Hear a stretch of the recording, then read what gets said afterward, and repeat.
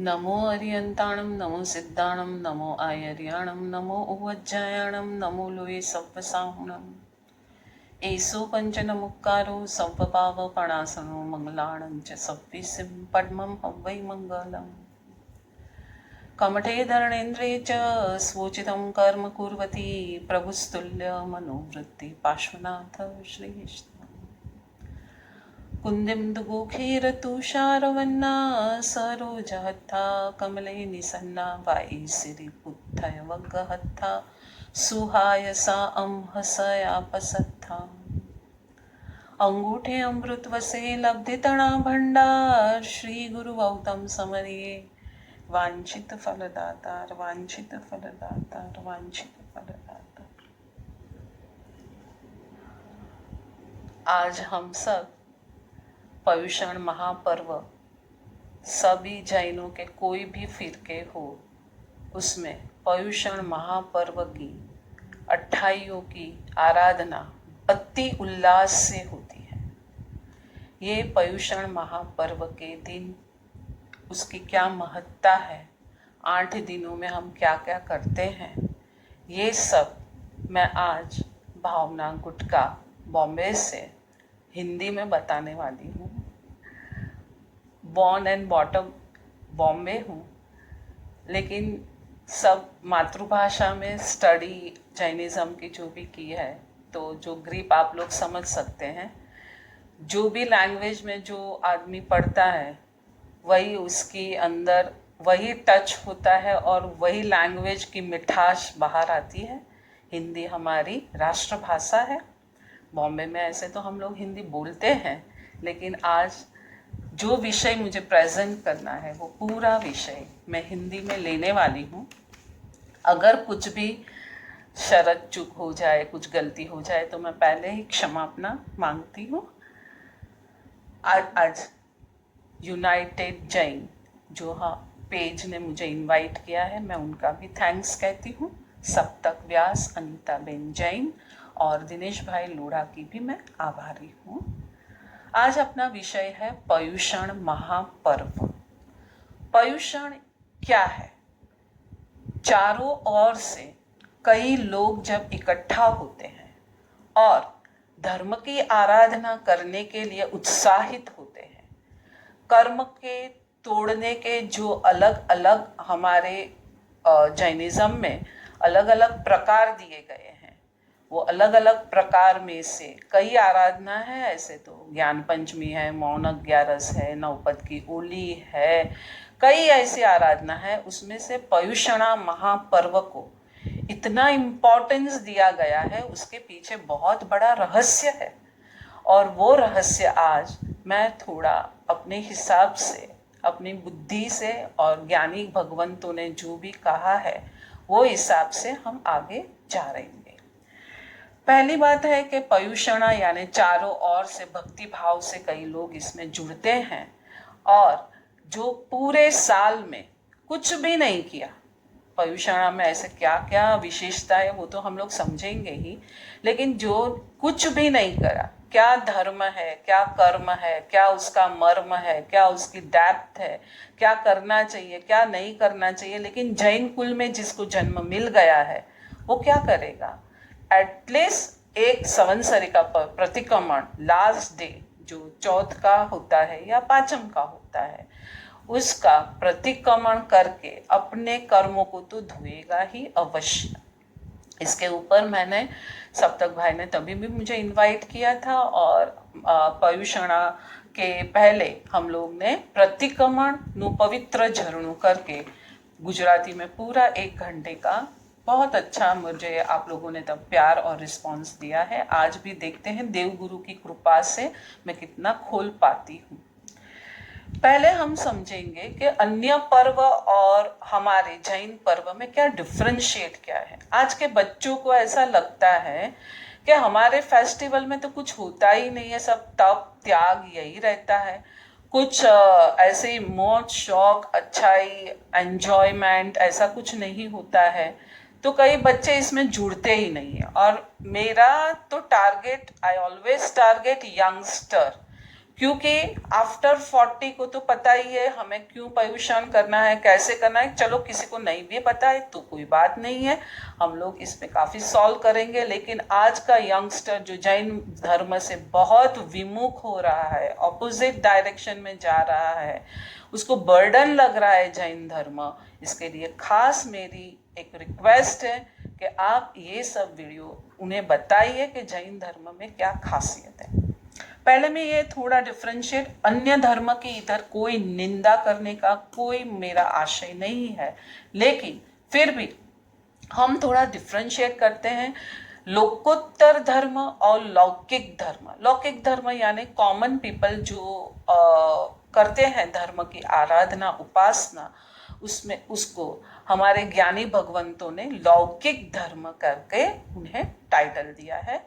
जैन धर्म के जो भी हमारी आराधना उपासना है उसे लोकोत्तर धर्म कहा है। क्यों कहा है उसको हम देखते हैं। पहला डिफरेंशिएट थोड़ा लेंगे। ये भव में या पर भव में कुछ मिल जाए अच्छा, ये है हमारे लौकिक धर्म यानी अन्य पर्व, अन्य धर्मों के पर्व।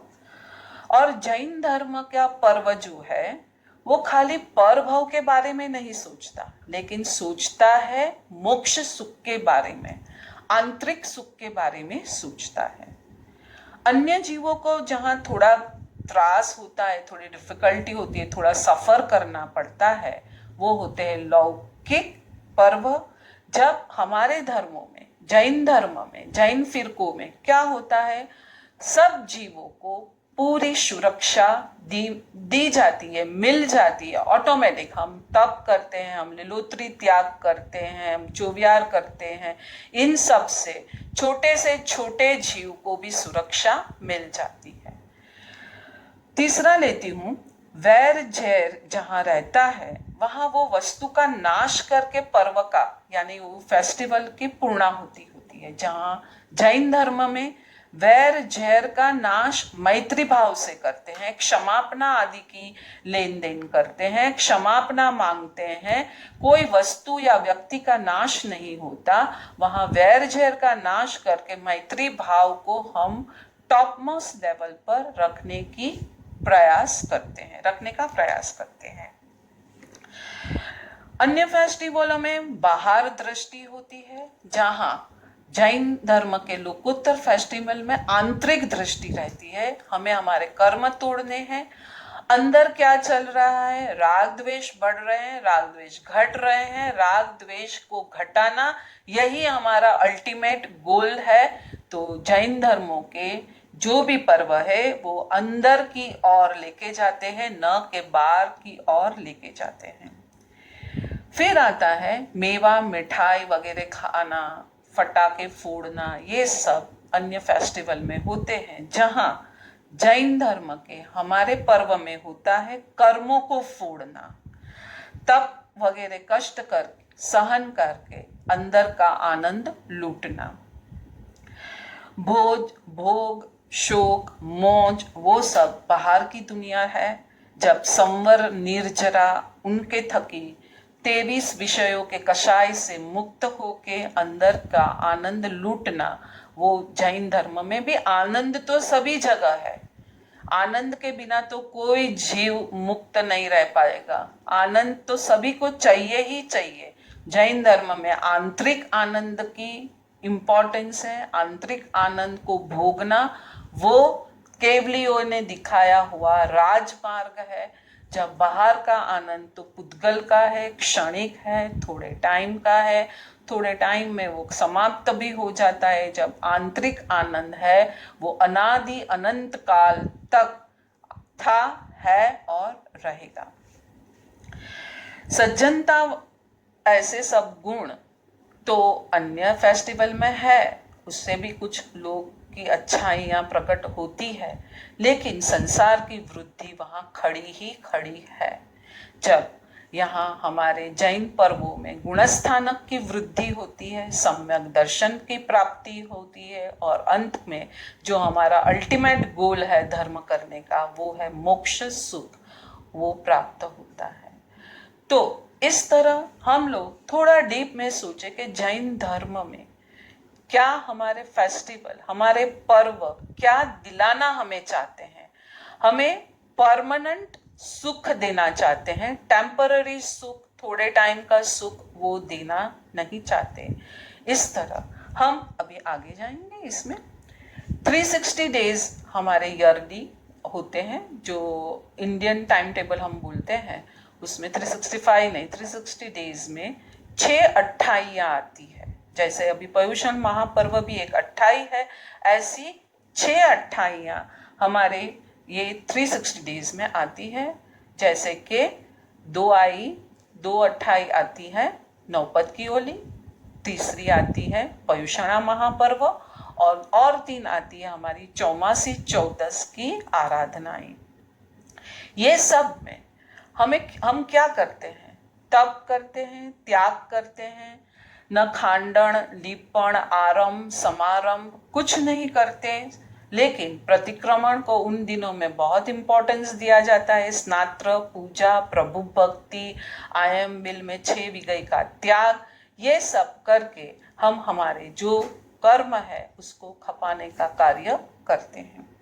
ये 6 प्रकार की 28 की जो हम फेस्टिवल, 6 28 का फेस्टिवल जो हम सेलिब्रेट करते हैं, उसमें सबसे इम्पोर्टेंस चीजें कौन कौन सी होती है? तो प्रतिक्रमण, पूजा, पच्चखाण, प्रवचन और गुरुजनों की सेवा, साधर्मिक भक्ति, वयावज, ये सब टॉप मोस्ट लेवल पर रहते हैं। आज हम 28 महापर्व, जो महापर्व 28 या 8 दिनों का फेस्टिवल है उसे 28 कहते हैं, वो 6 आती है ईयरली। लेकिन आज हम पर्युषण महापर्व ये 28 के बारे में बात करेंगे। ये महापर्व महावीर प्रभु और आदिनाथ प्रभु के टाइम पे कंपलसरी था, 22 दिनों के टाइम पे ये कंपलसरी नहीं था। उसका क्या रीजन था वो जीवाभिगम सूत्र में बहुत सुंदरता से समझाया गया है। क्योंकि महावीर प्रभु के जो हम महावीर प्रभु के सब संतान हैं, हम महावीर प्रभु के साधक हैं, उनके काल के साधक हैं। उनके साधकों को वक्र और जड़ कहा गया है। इसलिए एवरी ईयर उनको उनके क्या कर्तव्य है, उनका क्या गोल है, उनको मनुष्य भाव क्यों मिला है, मनुष्य भाव की क्या सार्थकता है, उसमें वो क्या क्या अचीव कर सकते हैं, कौन से लेवल तक जा सकते हैं, ये सब हमारे पर्युषण महापर्व में 28 के रूप में जो प्रवचन 8 दिन अष्टानिका महोत्सव भी उसको बोलते हैं, उसमें 8 दिन तक हमें हमारे गुरु भगवान बहुत सुंदरता से समझाते हैं। और इन सब में हमें जो ज्ञान मिलता है वो पूरे ईयर का एक हमारे पास एनर्जी बूस्ट जैसे करता है कोई ड्रिंक, तो पूरे दिन की एनर्जी मिल जाती है। लेकिन 28 महोत्सव पर्युषण में जो भी हम करते हैं वो पूरे ईयरली हमारी एनर्जी इसमें हमारे अंदर आती है। उसमें हम सोचते हैं, मैं तो वहां तक सोचती हूँ, 8 दिन का व्याख्यान है ना, वो क्या है पता है आपको? वो एक छोटी सी झलक है। जैनिज्म क्या है, जैनिज्म का डेप्थ क्या है, जैनिज्म क्या कहना चाहते हैं, वो छोटी सी झलक हमें 8 दिन में हमारे गुरु भगवंत व्याख्यान के रूप में कहते हैं। फिर जो सही सच्चे मोक्ष मार्ग पे चलने वाला जो जीव है ना, वो उसमें सोचता है ये हमारी प्रवर्तन क्या है। हम लोग लेते हैं स्टेप बाय स्टेप लेते हैं एक एक पॉइंट्स, लेकिन हम लोग सोचते हैं क्षमापना क्या है, ये प्रतिक्रमण क्या है, प्रतिक्रमण के सूत्र क्या है, उसके मीनिंग क्या है, फिर ये साधर्मिक भक्ति क्या है, इससे क्या लाभ होता है। तो ऑटोमेटिक 8 दिन के प्रवचन जो अच्छी तरह से डीपली सुनता है वो जैनिज्म की लिटरेचर का प्रेमी बन जाता है, स्टेप बाय स्टेप पढ़ाई शुरू करता है और उसके डेप्थ तक जाता है। हमारा धर्म हमें कैसा करना चाहिए, एक उसके लिए एक फ्रेज है, सखत नहीं करना चाहिए, सतत करना चाहिए। सखत यानी क्या? 8 दिन 28 भी कर ली, 8 उपवास भी कर लिए, एकदम सब लग गया, फिर 28 महोत्सव पूरा हुआ, पर्युषण महापर्व खत्म हुए, पूर्णाहुति हुई उनकी, और फिर हम होटल में गए, कंदमूल भक्षण शुरू हो गया, अड़गड़ पानी शुरू हो गया। 8 दिन ऐसा जैसे करते हैं हम श्रावक, एकदम सुपर श्रावक बन गए। तो सख्त नहीं करना है, स्ट्रॉन्ग नहीं करना है, सॉफ्टली डेली रूटीन में करना है। उसको दूसरी तरफ भी हम समझते हैं, जैसे हमारी स्किन है, without skin there is no body. Body होती है तो उसको स्किन होती ही है, तो without skin there is no body. तो हम धर्म जो करते हैं ना, वो हमारी स्किन जैसा होना चाहिए, हमारे साथ हमेशा, हर पल, हर सेकंड, डेली रूटीन में वो रहना चाहिए, न कि वस्त्र के हिसाब से होना चाहिए। आज ये वस्त्र पहना, आज कुछ है फंक्शन तो अच्छा वस्त्र पहन लिया, कल कोई भी वस्त्र होगा तो चलेगा।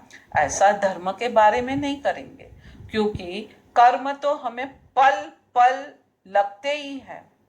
अगर हम अलर्ट नहीं रहे तो संवर निर्जरा कैसे होगी? आश्रव सतत होता ही रहेगा, और सतत आश्रव में तो संसार वृद्धि ही वृद्धि है। तो जैन धर्म का गोल तो वही है कि संसार कट जाए, कम हो जाए, और जीव अनंत आनंद जो आत्मा में है उसका भोगी बने। तो प्रभु महावीर के जो शासन के जो जीव है वो वक्र और जड़ है, इसलिए उसको हर साल 28 महोत्सव में ये सब कर्तव्य बताए जाते हैं और उनको रिपीट करके सुनते हैं हम लोग। तो अच्छा, ये कल लास्ट ईयर था कि नहीं? अगर आप व्याख्यान सुनने गए तो लास्ट ईयर था कि नहीं तो आपको याद भी नहीं होगा, लेकिन आप अच्छे से सुने। वहाँ जैसे रेजोल्यूशन रहते हैं, 31 दिसंबर को न्यू ईयर का रेजोल्यूशन सब लोग लेते हैं, ऐसा ये रेजोल्यूशन पीरियड है हमारे लिए। 28 महोत्सव में कुछ भी सुना है उसका अगर आप रेजोल्यूशन लो कि नहीं ये तो नहीं करना, ये श्रावक जीवन से एकदम ऑपोजिट जा रहा है, मेरे को संसार की वृद्धि की ओर लेके जा रहा है, मुझे ये नहीं करना है, ये व्रत स्टेप बाय स्टेप लेते हैं जो जीव, वो अवश्य अपने मोक्ष मार्ग की और आराधना की और आगे जाते हैं। खाली सुन के 8 दिवस कर लिया और वो आराधना की ओर नहीं गए, विराधना की ओर गए, तो उसको श्रावक कैसे बोलेंगे हम लोग? इसलिए जैन धर्म के पास इतना स्टडी मटेरियल है, उसकी एक झलक गुरु भगवान हमें अष्टानिका महोत्सव पर्युषण महापर्व में कल्प सूत्र के द्वारा हमें बताते हैं। कल्प यानी आचार, वो भी होता है। कल्प वृक्ष, जिसके पास जाके हम जो मांगे वो सब मिलता है। हमारे में गुरु भगवान बोलते हैं 21 बार जिसने कल्पसूत्र पढ़ा है, सुना है, अपने जीवन में अप्लाई किया है, उसकी डेप्थ तक जो जीव गया है उसे अवश्य मोक्ष मार्ग मिल जाता है, अवश्य मुक्ति मिल जाती है। लेकिन उसके सुनने का भी एक स्टाइल है। जैसे कुछ भी हम बनाते हैं, बच्चों को भी हम जो प्रिपेयर करते हैं स्टडी के लिए, उसके लिए भी एक स्टाइल होता है ना। हम उसका सिलेबस बनाते हैं, 8 घंटे पढ़ना है, 8 घंटे रेस्ट लेना है, ये इसका ये नोट्स लानी है, इसको रिफ़र करना है, इनके साथ जुड़ना है, ये ट्यूशन लगानी है, ये सब हम रिफ़र करते हैं ना बच्चों को भी आगे स्टडी में लेके जाने के लिए। या तो आप भी जो बिजनेस करते हो, बिजनेस कैसे फ्लोरिश करना है, कैसे आगे ले जाना है, उसका भी आप स्टडी करते हैं। तो कल्पसूत्र 21 बार जिसने पढ़ा है उसको ये भी एक अंदर से शक्ति आती है कि नहीं, मुझे स्टेप बाय स्टेप ये सब ग्रंथों का अध्ययन करना है, ये सब ग्रंथों में मुझे डीप में जाना है, और ये सब ग्रंथों को मेरे साथ ऐसे डेली रूटीन में लेना है। यहाँ संसार त्याग नहीं है, वहाँ पे आपका बिजनेस का त्याग भी नहीं है, आपका घर का त्याग भी नहीं है, कुछ नहीं। लेकिन हमारा धर्म हमें मानव बनाता है। जो मानव है, सबको उपकारी है, सबके ऊपर उपकार करता है। तो कैसे उपकार करता है, कैसे उनको बचाता है, कैसे उनका मिसयूज कम करता है, ये जैन धर्म बहुत अच्छी तरह से समझाता है। हम थोड़ा जैन धर्म के लिए मैं आज पढ़ रही थी, जो मैं डेली अष्टानिका महोत्सव में पढ़ाई करती हूँ, उसमें जैनों की संख्या, जो विक्रम राजा है, विक्रम संवत हम जिनके नाम से फेमस हुआ है, उनके बारे में मैं पढ़ रही थी। उन्होंने छरीपाली संघ निकाला था। वो छरीपाली संघ में 500 आचार्य भगवंत थे, 69 देरासर, यानी छरीपाली संघ यानी यहाँ से चल के हमें पालीताना तक जाना है, उसे छरीपाली संघ कहते हैं। तो 500 आचार्य थे, 69 देरासर थे, तो कितने लोग हो गए साथ में, क्योंकि 69 उनको मंदिर रखने पड़े साथ में, तो 70 लाख फैमिली थी उनके साथ में। और जो द्रव्य यानी जो पैसे, आज के लैंग्वेज में हम मनी जिसको बोलते हैं, वो 14 करोड़ सोना मोहर का व्यय, यानी कि इतना खर्चा आया था। आप सोचिए, विक्रम संवत कितने साल पुराना, ही मैं आप पे छोड़ती हूँ, थोड़ा रिसर्च कीजिए।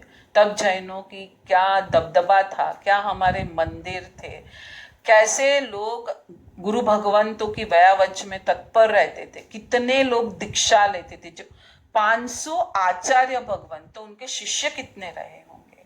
आप सोचिए कि जैन धर्म कितना पुराना है, कहाँ से आया है, कैसे आया है, कितने साल तक रहेगा, किनको मिला, कैसे मिला, क्या हमें हमारा जो एकदम बाय बर्थ हमें ना बहुत सस्ते में मिल गया है जैन धर्म, इसलिए हमें उसकी वैल्यू की पता नहीं, उसके लिए थोड़ा कष्ट करना पड़ता तो पता चलता कि जैन धर्म क्या है।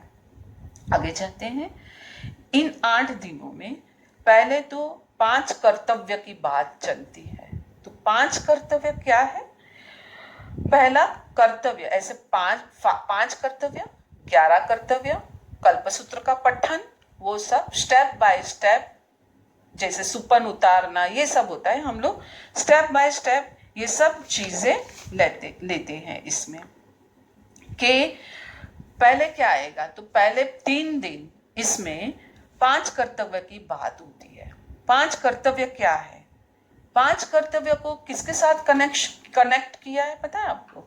पंच परमेष्टि की आराधना के साथ कनेक्ट किया है, 5 व्रत के साथ भी कनेक्ट किया है, 5 समिति के साथ भी कनेक्ट किया है, और हमारे जो ज्ञानाचार, दर्शनाचार, चारित्राचार, 5 आचार के साथ भी कनेक्ट किया है। तो आपके पास अभी इतना मटेरियल आ गया है 1 महीने में। ये सोचो कि 5 परमेष्टि के गुण क्या है, हमारे 5 व्रत का डेप्थ क्या है, 5 समिति का डेप्थ क्या है, और 5 आचार मुझे कैसे फॉलो करने हैं, उसकी झलक हमारे 5 जो कर्तव्य है जो अभी मैं पढ़ने जा रही हूँ उसमें दिखाए गए हैं। पहला कर्तव्य है हिंसा की निवृत्ति। हिंसा के ये 5 कर्तव्य ऐसे इनबिल्ट करने के पीछे भी बहुत बड़ा रहस्य है। हमारे सब जो ज्ञानी भगवंत है ना, वो बहुत मास्टरमाइंड थे, बहुत मास्टरमाइंड। गणधरों को तो क्या कहा गया है?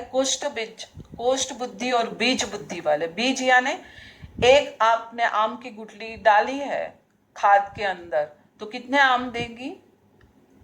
100, 1000, लाख तक, जितने साल तक वो आम का पेड़ खड़ा है वो इतना देगी ना।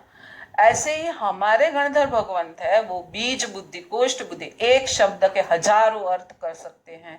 ऐसा श्लोक वो इनबिल्ट करते हैं कि वो श्लोक को खोलते खोलते आज का साइंस भी थक जाएगा। तो इसके लिए हम 5 कर्तव्य क्यों ऐसे बनाए हैं उसकी बात करते हैं। आप 7 लाख सूत्र जिसको भी पता है, तो 7 लाख सूत्र में अगर आप काउंट करोगे तो काउंटिंग में आएगा हाईएस्ट तिर्यंच योनि होती है। तिर्यंच यानी एनिमल्स, क्रिएचर्स, तो उसकी हाईएस्ट योनि, जन्म लेने के स्थान उनके हाईएस्ट है। तो एक इंद्रिय, बेइंद्रिय, तेइंद्रिय, चौरिंद्रिय, असंगनी, तिर्यंच पंचेंद्रिय और गर्भज तिर्यंच पंचेंद्रिय, ये सब योनि हाईएस्ट है। देव, नारक और मनुष्य तो ऐसे भी एकदम लिस्ट है, चुटकी समान है। हमारे हाईएस्ट जन्म हुए हैं तिर्यंच योनियों में, एनिमल्स। तो वो सब संस्कार हमारे अंदर एकदम इनबिल्ट स्ट्रांगली, पर ऐसे एकदम अंदर, एकदम डीपली हमारे साथ वो है ही है। उसको निकालने के लिए, उसको डिलीट करने के लिए, जैसे ग्रीस हमारे वाइट क्लोथ को लग जाता है तो आला डालो, ये डालो, वो डालो, तो कितना निकालना मुश्किल हो जाता है। वही सेम वही वे से क्या होता है, जो तिर्यंच भवों में हमारे संस्कार हमारे साथ इनबिल्ट हो गए हैं, और मनुष्य भाव में हम वही एक्शन करते हैं जैसे तिर्यंच के एक्शन करते हैं। है हम मनुष्य, लेकिन अंदर के जो संस्कार है, लेशिया है, कषाय है, संगना है, वो सेम तिर्यंच जैसी ही है। तो उसको डिलीट करने के लिए गुरु भगवंतों ने पयुषणा महापर्व की आराधना में पहले 5 कर्तव्य हमें बताए हैं। पहला है हिंसा से निवृत्ति। तिर्यंच भवों में डायरेक्ट नहीं तो इनडायरेक्ट जो आत्मा की तो हिंसा होती ही है। आप अगर मेरे YouTube पे स्वाध्याय बाय भावना जी, हमारा पूरा ये चातुर्मास शुरू हुआ तब से समाधि शतक ग्रंथ पे हम डेली एक एक लेक्चर है YouTube पे, आप देखोगे तो मुझे आत्मा ही प्रिय है। और आत्मा के बारे में जो रिसर्च है, आत्मा को कैसे कर्म के मैल से निकालना है, वही मुझे सबसे पसंद है। आज मुझे थोड़ा सबको अच्छे से समझ में आए, पर्युषण महापर्व में सब जुड़े और ऐसे जुड़े कि पूरे साल में ये धर्म बन जाए, इसलिए मैं थोड़ा स्लो और स्टडी जा रही हूँ। पहला हमारा व्रत है, पहला हमारा कर्तव्य है हमारी प्रवर्तन। हम ग्रीन वेजिटेबल नहीं खाएंगे, पौषध लेंगे, चुव्यार करेंगे, जो भी जिनसे बनता है। इसके लिए हिंसा की निवृत्ति, जो हिंसा की वृत्ति तिर्यंच में हमेशा है। आपने देखा होगा कौवा बैठा है एक डाल पे, उसके बाजू में अगर पैरट आके बैठ गया तो कौवा पहले उसको उड़ाएगा, उसको मारेगा, वो कुछ नहीं करता है फिर भी मारेगा। तो ऐसी जो सब लेशिया है, कषाय, संगना है, हमारे में इनबिल्ट हो गई है, उसको डिलीट करने के लिए हमारी प्रवर्तना के कोई भी जीव का मिसयूज नहीं कर। तुझे जीवन जीना है तो किसी के सहारे ही जीना है, एक इंद्रिय जीवों को मार के ही जीना है, लेकिन उसको मिनिमाइज कर दे, उसके बिना भी तू अच्छे से जी सकेगा। इसकी हमें प्रैक्टिस ये 8 दिन देते हैं, जो हमें पूरे साल में फिर फुल फ्लैज में करना है। इसके पीछे आप लोगों ने भी सुना होगा, अकबर बादशाह जो इंडिया पे काफी रूल किया है, चंपाबाई नाम की श्राविका ने 6 महीने का उपवास किया था। उनसे इम्प्रेस होकर उन जगत गुरु हीर सुरीश्वर जी महाराज साहेब की निश्रा में उसने भी बहुत सारा जैन धर्म का ज्ञान प्राप्त किया। और जो 8 दिन हमारे कत्ल खाने, स्लॉटर हाउस वगैरह बंद रहते हैं, तो अकबर के टाइम पे, और उनका पूरा स्टडी करोगे तो पहले 12 डेज से स्टार्ट हुआ तो स्टिल 6 मंथ तक पूरे स्लॉटर हाउस उसने बहुत अच्छे से सब डिस्क्रिप्शन दिया है कि नहीं, उसको समझ में आया कि नहीं, और किसी को मार के आप जिंदा नहीं रहोगे, आप आपके कर्मों को तोड़ के ही जिंदा रह सकते हो। यानी कि सिद्ध भगवान कैसे जिंदा है, पूरे एकदम सुपरबली जिंदा है ना, सिद्ध शिला पे। हाँ, बॉडी नहीं है लेकिन आत्मा तो अमर ही है, आत्मा कभी मर सकती नहीं है। दूसरा कर्तव्य आता है साधर्मिक भक्ति। आपने डॉगी को फूड दिया, स्ट्रीट डॉग को आपने फूड दिया, कुछ दिया, तो दूसरे को पता चला तो वो इमीडिएट दौड़ के आएगा और उसको लूट लेने की ही कोशिश करेगा। चाहे उसके पास 10 रोटी उसके पास भी है तो दूसरे को देखेगा कि नहीं, उसके पास कुछ ज्यादा है, तो लूटने की वृत्ति है तिर्यंचु में, एनिमल्स में। तो ये जो स्वार्थ वृत्ति है, उसको प्रमोद भावना, गुणों को देखना।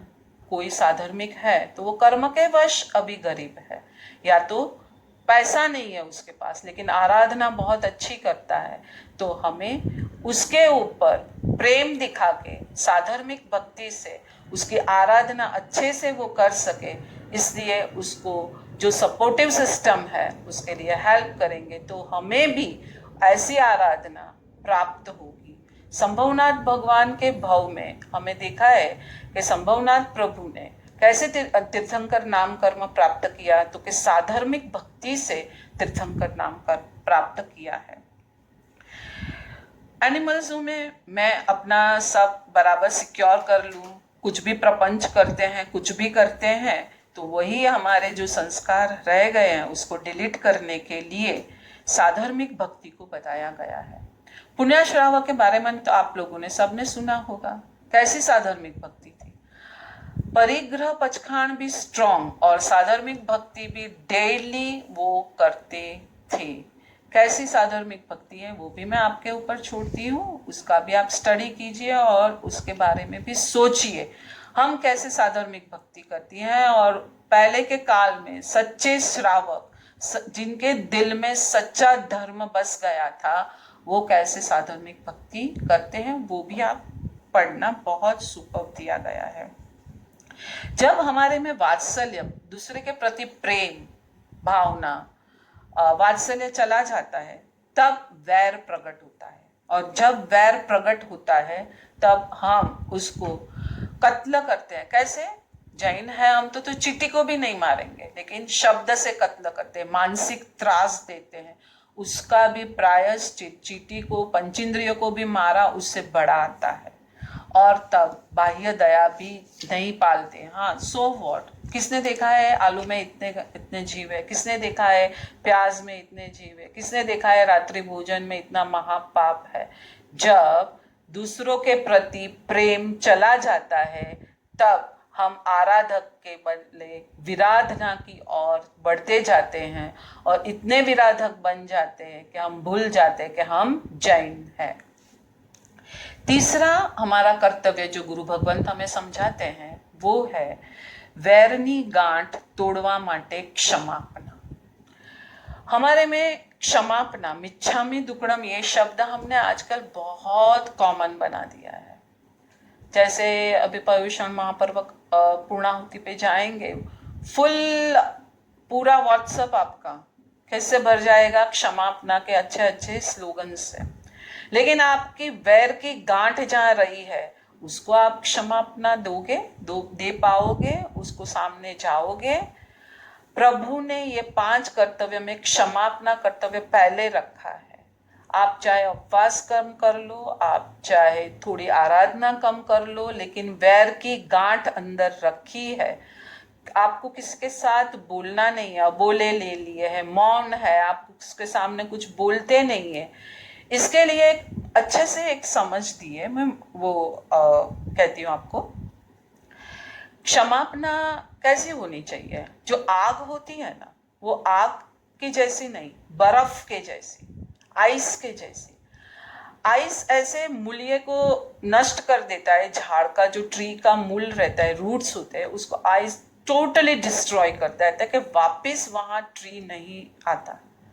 लेकिन आग लगती है, फायर होता है, तो फायर क्या करता है, वो जला देता है, लेकिन ऊपर के सब ट्री को जला देता है। नीचे का रूट्स तो ऐसे का ऐसे ही है, तो वापस बारिश आएगी तो वापस वहाँ जो पेड़ पौधे हैं, ट्री है, वो वापस वहाँ आ जाएंगे।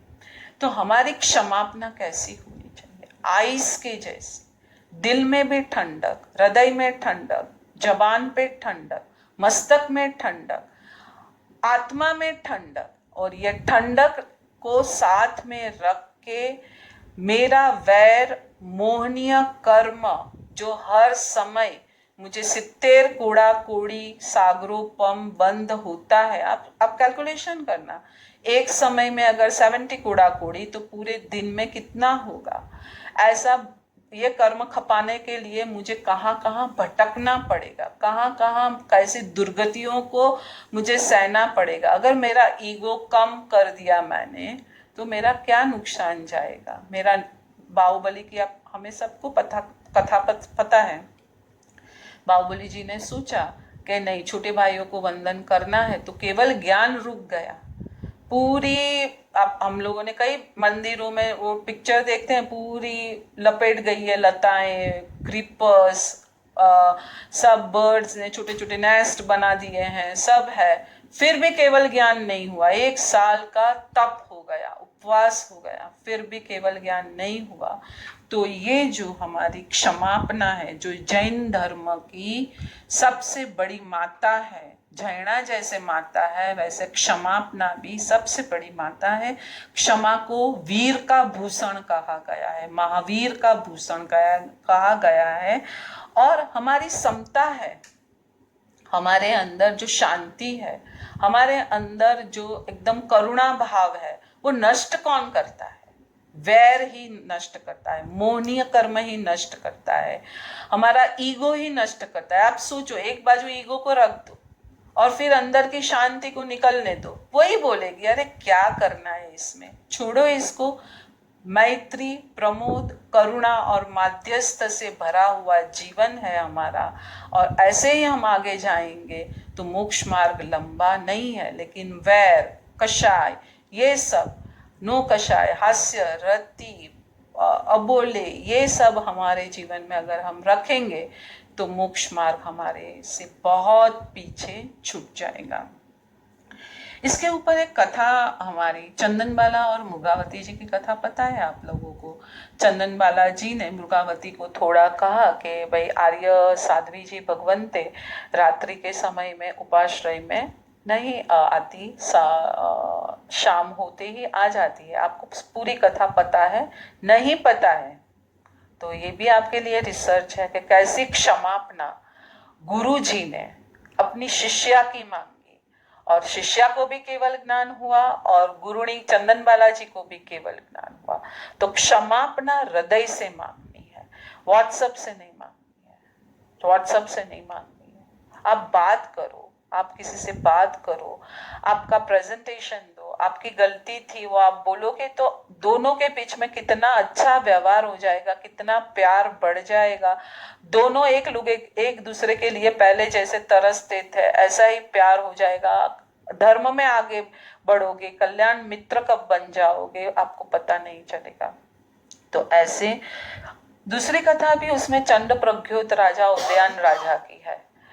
चंड प्रज्ञोत राजा के फॉरहेड पे दासी पुत्र ऐसा टाइटल जो लगा दिया था, और चंड प्रज्ञोत राजा ने उपवास रखा। उदयन राजा को भी पता चला कि आज उनका उपवास है तो मेरा साधर्मिक है, तो साधर्मिक की तो मुझे भक्ति करनी चाहिए, न कि उसको दंड और कैद देना चाहिए। तो उसने भी जो क्षमापना मांगी, जो टैटू जैसा यहाँ लगा दिया था दासी पुत्र, उसके ऊपर सोने का पट यानी पट्टा बेल्ट उसके ऊपर उसने लगा के क्षमापना मांगी। ऐसे कई एग्जाम्पल्स हमारे में है। चौथा है तिर्यंज। आपने देखा है कभी भी एक डॉग जो आपके घर पे भी अगर आपने रखा है, या बिल्ली या कुछ भी एनिमल्स, एक जगह पे बैठ सकते हैं? नहीं, इधर जाएंगे उधर जाएंगे, इधर जाएंगे उधर जाएंगे। मन वचन काया के योग को कंट्रोल रखने का कार्य सिर्फ मनुष्य भव में ही है और कोई भव में नहीं है। कौवा, पैरट, चिड़िया, वो भी एक एक एक डाल से दूसरे डाल पर, यहाँ से वहां, यहाँ से वहां। तो ये रखड़ पट्टी का जो दोष है, इधर से उधर, इधर से उधर जो घूमते रहना जो दोष है, और बहुत सारी चीजों को भोगना।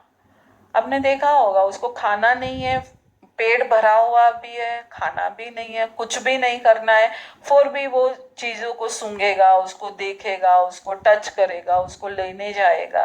तो ये दूसरे सब वस्तुओं को, सब चीजों को भोगने की जो अंदर इच्छा पड़ी रहती है, वो प्रभु भक्ति के माध्यम से हमें निकालनी है। इसलिए चैत्य परिपाटी अलग अलग मंदिरों में, अलग अलग प्रभु की प्रतिमाओं में, इसके पीछे बहुत बड़े रहस्य है। आप अगर चैत्य परिपाटी में, हम लोग तो अभी क्या करते हैं, जैसे हम लोग सांता क्रूज में रहते हैं, बॉम्बे सांता क्रूज, तो सांता क्रूज में जो भी खार सांता क्रूज पार्ला के मंदिर है वहां चल के आ जाते हैं। एक्चुअली चैत्य परिपाटी कैसी होनी चाहिए, जहाँ पे जीर्णोद्धार करवाना है।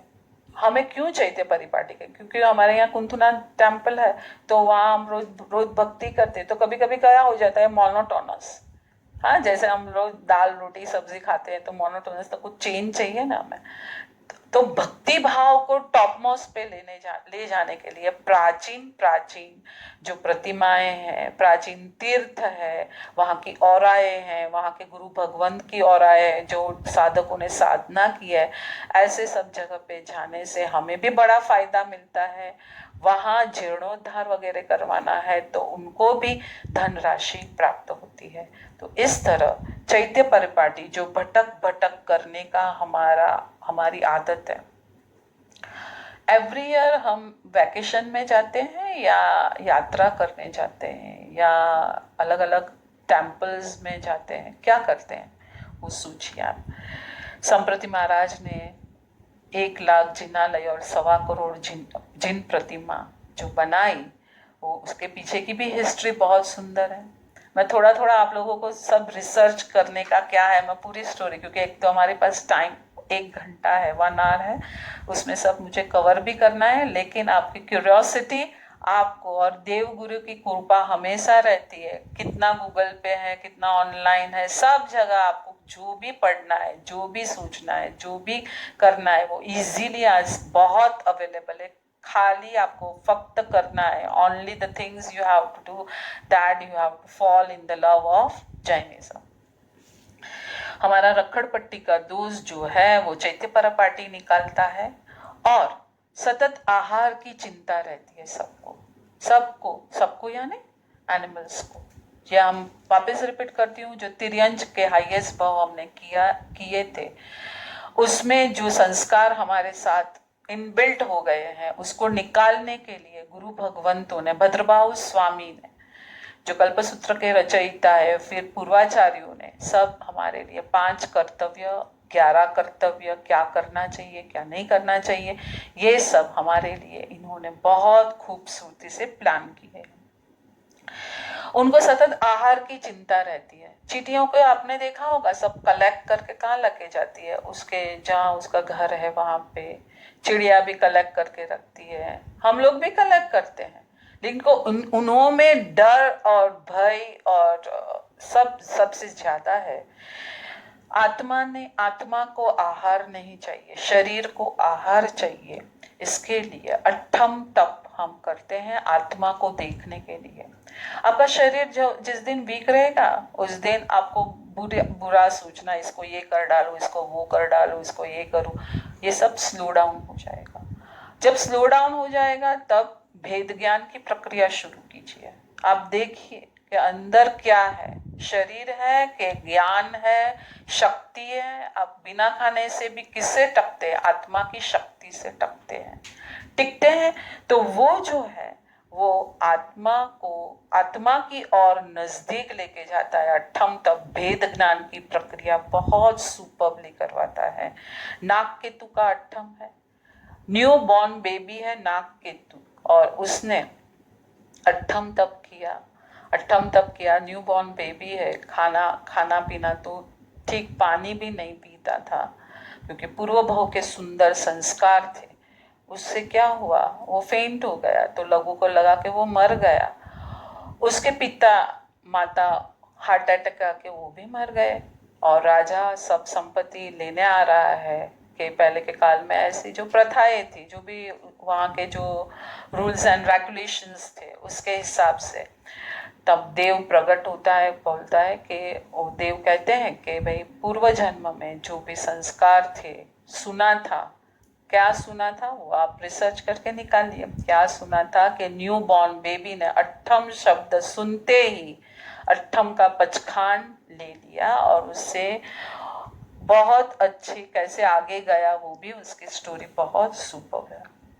तो ये 5 कर्तव्य थे जो है वो क्या थे, तो के हमारी प्रवर्तना, जीवों को बचाना। दूसरा था साधर्मिक भक्ति, समान धर्म वालों की सेवा करना। तीसरा था क्षमापना। चौथा था चैत्य परिपाटी, अलग अलग टेम्पल्स में जाना। और 5वां था अट्ठम तप, जो हमारा वार्षिक कर्तव्य, वार्षिक जो भी हमने कई जीवों की हत्या नोइंगली अननोइंगली वेस्ट किया है, बहुत कुछ किया, तो हमें उसका कुछ प्रायश्चित, कुछ हमें देना है उसके लिए। तो अट्ठम तप उसके लिए, जैसे कुछ सजा मिली है तो वो सजा हम अट्ठम तप करके हम वो जीवों के बारे में सोचेंगे। पहले 3 दिन पर्युषण महापर्व में ये सब समझ हम गुरु भगवंत हमें बहुत सुंदरता से देते हैं। फिर आता है कल्पसूत्र। कल्पसूत्र में सबसे सुपर श्लोक वो है, तेते समयणम तेते कालेणम। वो समय में, वो काल में, द्रव्य क्षेत्र काल भाव में ये कथाएं हुई थी, ये सब चीजें हुई थी। लेकिन हम लोग क्या करते हैं, वो समय में हुआ था ना। महावीर स्वामी को 27 भोग हुए थे, महावीर स्वामी को उपसर्ग हुआ था, महावीर स्वामी को केवल ज्ञान हुआ था। ये सब हम वो टाइम पे छोड़ देते। कल्पसूत्र वो नहीं है। वो टाइम पे जो घटनाएं हुए, जो भी ओकेजन्स हुए थे, उसको यहाँ लाइव हमें खड़ा करना है। आज हमें उसके साथ फील करना है, हमारे साथ उसको फील करना है, हमें उसके साथ एक मेक हो जाना है। और उसमें से हमें जो सीख मिलनी चाहिए, जो हमें हमारे मोक्ष मार्ग के लिए, हमारे जीवन की अच्छाई के लिए, हमें आगे जाने के लिए बहुत उपयोगी होती है। हम ऐसा नहीं सोचते वो प्रभु को हुआ उपसर्ग, अरे तुझे भी मच्छर तो आया, तो वो उपसर्ग तूने क्यों नहीं सहन किया? प्रभु ने इतने इजीली ये सब उपसर्ग सहन किए, तो तेरे में वो कैपेसिटी सेम है। प्रभु का आत्मा और हमारा आत्मा सेम है, कोई डिफरेंशिएट नहीं है तीर्थंकर के आत्मा और हमारे आत्मा में। तो हमें कल्पसूत्र का जो वांचन है, वो कल्पसूत्र के वांचन के द्वारा हमें पता चलता है कि कल्प यानी आचार, कल्प यानी मोक्ष देने वाले जो हमारे आचार साधु भगवंतों के भी हैं, और उसके साथ श्रावकों को कैसे रहना है, उसका भी बहुत खूबसूरती से यहाँ प्रेजेंटेशन किया गया है। पहले आता है महावीर स्वामी भगवान, पार्श्वनाथ भगवान, आदिनाथ भगवान और नेमनाथ भगवान। इन तीर्थंकरों के जीवन चरित्र के बारे में बताते हैं कल्पसूत्र में। लेकिन महावीर स्वामी भगवान का जो चरित्र है वो 27 भव पूरे डिटेल में समझाते हैं। पूर्व भाव क्या था, पहला भाव नैसार का था, फिर नंदन मुनि के भाव में तीर्थंकर नाम कर्म का बंद किया, मरीचि के भाव में भटकना हुआ। ये सब चीजें हम 27 भाव में डिटेल में समझते हैं। फिर आता है सबसे प्यारा महोत्सव, कौन सा आएगा? 14 स्वप्न की उछामणी। सब लोग बहुत उल्लास से इकट्ठा होते हैं। 14 स्वप्न जो त्रिशला माता ने देखे थे, उसके लिए हम लोग सब उछामनी करते हैं, घर पे लेके जाते हैं, पूरे संघ को बुलाते हैं, वो सब करते हैं। लेकिन उसका रहस्य क्या है, कभी सोचा आपने? 14 स्वप्न हमें बताता है 14 गुणस्थानक की यात्रा। पूरा कल्पसूत्र हमें गुणस्थानक में स्टेप बाय स्टेप आगे लेके जाता है। हमने स्टार्टिंग में ही जब शुरू किया तभी मैंने बोला कि लोकोत्तर पर्व हमें मोक्ष मार्ग की ओर ही लेके जाता है, लेकिन हमारी दृष्टि हमें डेवलप करनी है। दृष्टि को डेवलप करना है, उसके डेप्थ तक जाना है, डेप्थ में क्या छुपा हुआ है उसको निकालना है, और फिर पर्युषण पर्व की हमें आराधना करती है, तो हमें अवश्य मोक्ष मार्ग मिलके ही रहेगा। तो इसमें आया 14 स्वप्न। जो 14 स्वप्न है वो 14 गुणस्थानक बताते हैं। आप अभी मैं आपको चौथा स्वप्न लक्ष्मी जी, हाईएस्ट बोली उसकी जाती है, तो क्या लक्ष्मी को घर पे लाके संसार की वृद्धि करनी है और पापाचार बढ़ाना है? लक्ष्मी देवी का मीनिंग होता है सम्यक दर्शन रूपी लक्ष्मी मुझे मिले, इसके लिए लक्ष्मी देवी का चढ़ावा लेते हैं और वो स्वप्न को झुलाते हैं। ऐसे 14 स्वप्न की हमें 14 स्वप्न के मीनिंग्स, उसमें रहस्य छुपे हुए हैं। तो वो भी आपके लिए मैं स्टडी के लिए देती हूँ। फिर आया प्रभु को पाठशाला गमन करवाते हैं। 14 स्वप्न, जन्म वांचन हुआ। जन्म वांचन भी आप लोगों ने बहुत अच्छे से सुना होगा। कैसे होता है जन्म वांचन? पूरा उसका डिस्क्रिप्ट, कौन सा नक्षत्र आता है, कैसे मध्य रात्रि होते हैं, सब लोग सो जाते हैं उस दिन, जल्दी काम खत्म हो जाता है, सबका काम भी इजीली खत्म हो जाता है, सब लोग आराम से सो जाते हैं, कोई जागा हुआ नहीं है। जो भी पक्षी, घुवड़, जो औल वगैरह जो पक्षी रहते हैं वो भी सो गए उस दिन, कोई जागा नहीं है। अब पढ़िए उसको, वो रहस्य क्या है खोलिए। मध्य रात्रि के बाद में प्रभु अर्ली इन द मॉर्निंग 3 और अराउंड 3 o'clock और 4 o'clock प्रभु का जन्म होता है। तो उसका रहस्य क्या है, कितना शांत है। कोई उत्तम जीव जन्म ले रहा है तभी शांति ही होती है, तभी ऐसी धमाधम कुछ भी नहीं होती। प्रभु का जन्म तो हुआ था चैत्र सुद 13 को। लेकिन ये पूरा प्रोग्राम 8 दिन की महत्ता, जो जीव पूरे साल में कुछ नहीं करते वो उसके साथ जुड़कर उन्हें भी पता चले कि हमारे प्रभु की माता को 14 स्वप्न आए थे, वो 14 गुणस्थानक बताते हैं, हमें ये 14 गुणस्थानक चढ़ना है। ये जैन धर्म की यात्रा है। कौन सी यात्रा करेंगे? 14 गुणस्थानक चढ़ना वही यात्रा है। माउंट एवरेस्ट चढ़ना तो बहुत ईजी है, इजीली आप चढ़ पाओगे। लेकिन 14 गुणस्थानक की यात्रा पढ़िए, सुनिए, क्या करना है, कैसे करना है। कहीं नहीं जाना है, अंदर ही जाना है, बाहर कहीं भी नहीं जाना है, अंदर जाना है। वो सबसे डिफिकल्ट लगेगा। मैं अपने स्टूडेंट्सों को बोलती हूँ, आराधना करनी है, हम क्या करें पर्यूषण में, मिस हम क्या करें, भावना में हम क्या करें। मैं बोलती हूँ दीवार के सामने मुंह लगा के बैठ जाइए, ना आड़ा देखे ना टेढ़ा देखे, कुछ ना देखे अंदर कौन से राग उत्पन्न हुए हैं, किसके प्रति वैर है, किसी को क्या हेल्प चाहिए। सोचिए अंदर क्या चल रहा है। बैठना बहुत मुश्किल हो जाता है। आप देखिए 48 मिनट्स सामायिक में भी बैठते हैं तो लेफ्ट लेग, राइट लेग कितने बार खड़ा हुआ वो भी हमें पता नहीं है। घड़ी को देखते हैं, टिकटिकी लगाते हैं, कब हुआ, क्यों नहीं हुआ, कैसे हुआ, ये सब चलता है। तो ये सब जैन धर्म में क्या डेप्थ है उसको जानने के लिए आप कल्पसूत्र का श्रवण अवश्य कीजिए। उसमें क्या कहना चाहते हैं, पूरा सिलेबस है पूरे साल के लिए। 21 बार कल्पसूत्र जिसने पढ़ा उसको मोक्ष मिल गया। वो कंफर्मेशन गुरु भगवंतों ने कहा है, पूर्वाचार्यों ने कहा है, 14 पूर्वियों ने, आगम जिसने लिखा है उन्होंने कहा है। तो कैसे पढ़ना है, तो पूरे एक एग्जाम्पल लेते हैं। हमारे प्रवर्तन में आपने आज सुना या तो आपने पढ़ा भी होगा कि जीव, तो आप जीव विचार को पढ़ेंगे 1 साल, फिर नवतत्व को 1 साल पढ़ेंगे, तत्वार्थ को 1 साल पढ़ेंगे, कर्म कैसे आते हैं, क्यों आते हैं, कैसे बनते हैं उसको पढ़ेंगे। तो ये पढ़ते पढ़ते पढ़ते जैन धर्म का कितना लिटरेचर है। मेरे स्टूडेंट्स कब पूछते हैं कि मैं बोलती हूँ यहाँ से मून तक आप लगाओ किताब, हाँ लाइन पूरी फ्रॉम हियर टू मून, उतनी भी कम पड़ जाएगा। इतना लिटरेचर जैन धर्म के पास है। स्वाध्याय जो हमारा सबसे बड़ा तप है, इंट्रोस्पेक्शन, स्वाध्याय यहाँ क्या है, स्व का अध्ययन करना। तो जब हम ये सब पढ़ते हैं तो जीव विचार खाली 563 भेद है वो नहीं पढ़ना है। 563 भेद में से मैं भी एक भेद हूँ। सिद्ध का भेद अलग है और संसारी का भेद अलग है। तो मैं संसारी हूँ अभी, और संसारी में क्या क्या आता है वो दंडक सिखाता है, फिर जीव विचार नवतत्व सिखाता है। तो पूरा सिलेबस आपका चलता जाएगा 21 साल तक। जब तक 21 बार आप कल्पसूत्र पढ़ोगे आप मास्टर बन जाओगे। किसके? विद्या के नहीं, ज्ञान के नहीं। ज्ञान का मैं गुरुजी को फॉलो करती हूँ। गुरुजी बोलते हैं कब्बड़ में भी इतनी ज्ञान की किताबें हैं तो उसको क्या फायदा हुआ।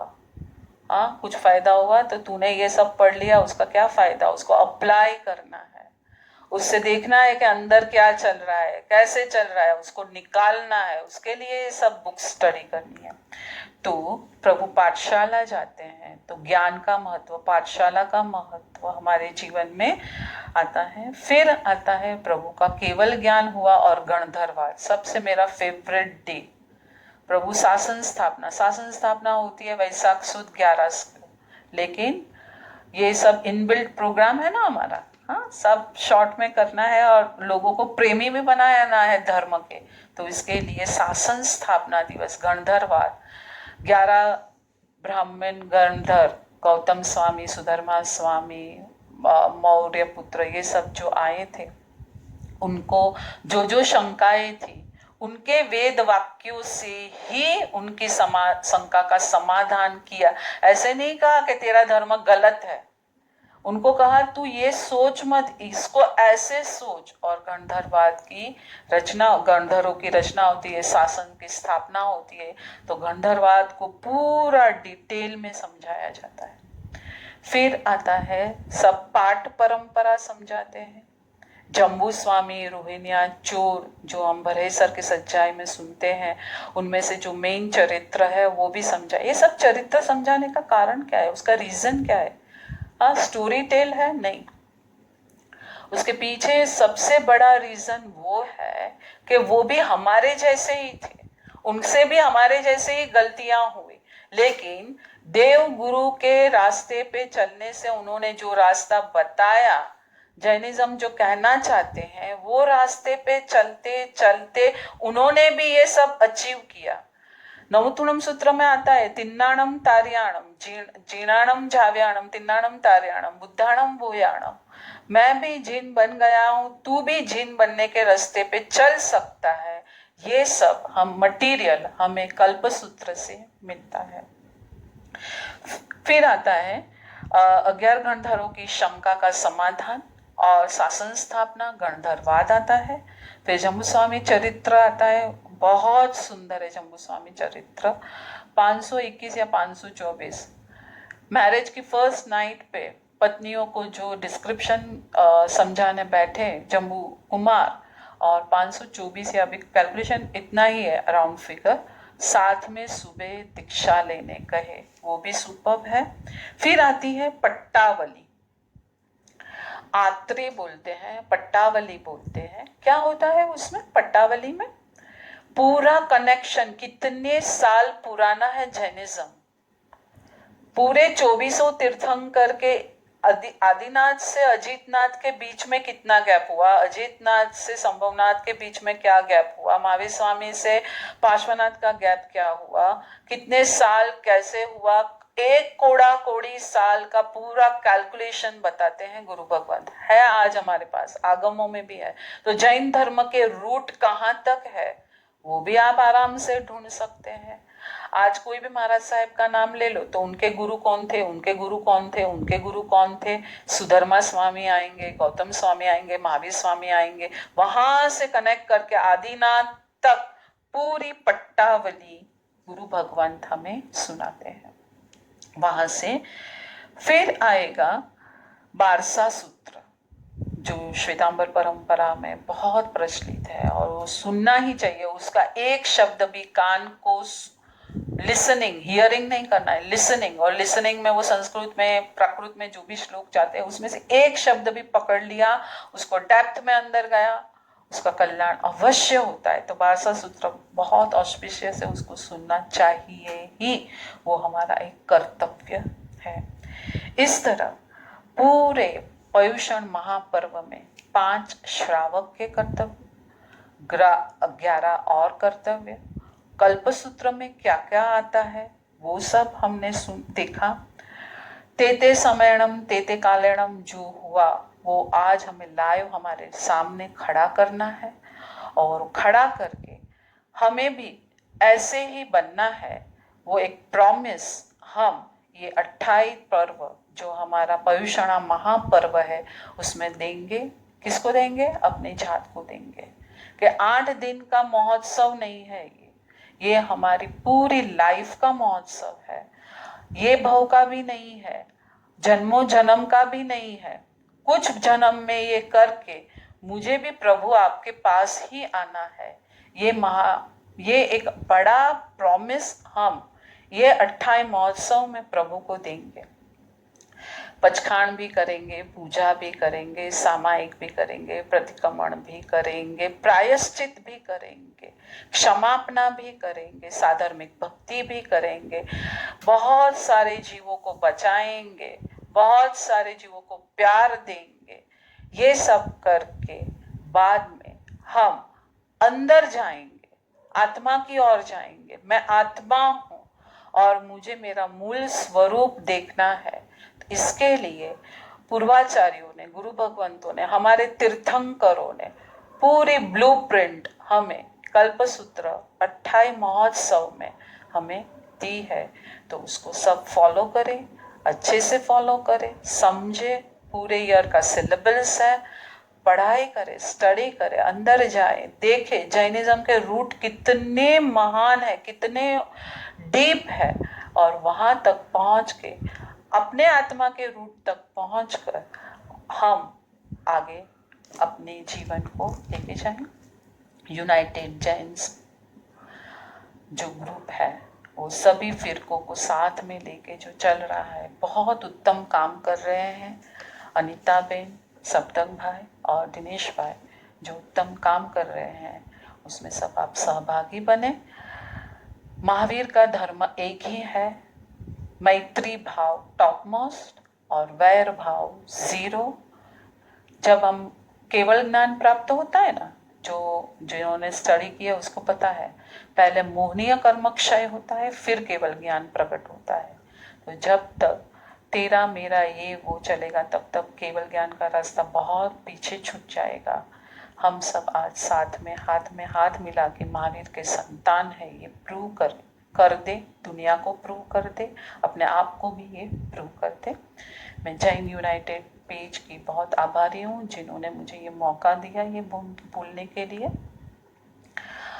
और जिनाग्ना विरुद्ध जो भी कुछ बोला गया हो तो मैं माफ़ी चाहती हूँ, मिच्छामि दुक्कडम चाहती हूँ। सब तपस्वी शाता में होंगे, आप सबकी आराधना अच्छी चलती होगी। हमारा मेरे यूट्यूब है स्वाध्याय बाय भावना जी, जिनके ऊपर चातुर्मास के विशेष व्याख्यान नहीं कहे जाते लेकिन स्वाध्याय है। डेली हम एक स्वाध्याय अपलोड करते हैं समाधि शतक ग्रंथ पे। आज मेरे को लगता है 43 या 45। फिर हमने 3 दिन पयुषण की आराधना कैसे करें।